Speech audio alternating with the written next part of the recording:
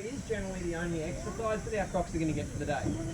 So if I don't get them moving around throughout the show, the rest of their day will simply be spent doing what a crocodile does best.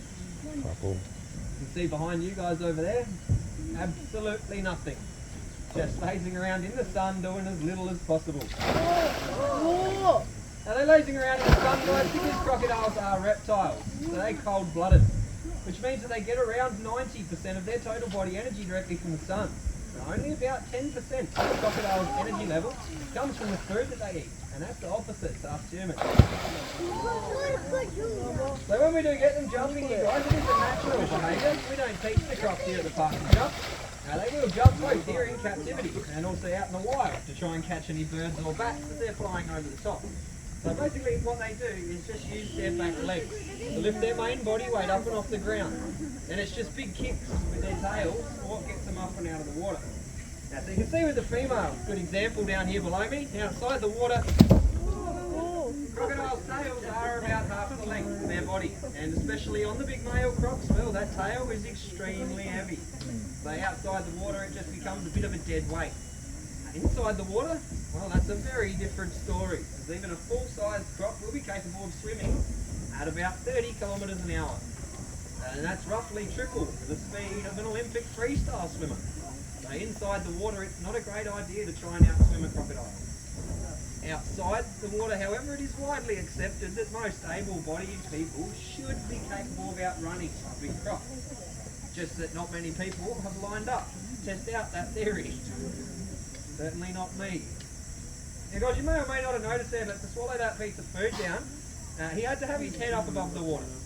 The crocodiles have great difficulty swallowing food underwater. It's almost impossible for them to do, due to the fact they have a flap at the back of their throat called a palatal valve. And that flap stops water rushing into their stomach and lungs. So if he did just try and swallow that food underwater, water will rush in, and there's a pretty good chance that he could potentially drown.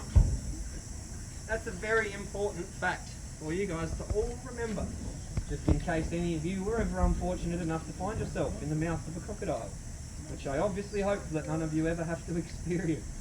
But if you did find yourself in that situation, it is said that your best method of survival, your best chance to escape, is going to be to reach your hand down the back of its mouth and pull forward that flap, which will allow the water to rush in and will make them let go of whatever they're holding on to. Good luck with that. Although in that situation, I am very sure that you are going to give anything a go. In my experience, however, there is only one surefire way to successfully escape a crocodile attack, and it is in fact extremely simple, guys. Don't get in one. Pretty straightforward stuff. There is absolutely no reason why anybody should be going swimming in croc-infested water. And around far north Queensland, well, that is essentially everywhere. Now guys, as you can see here, it's a bit difficult to get this guy up and about at the start. He is one of our more notoriously difficult crocs to work with during the start of the feeding shows.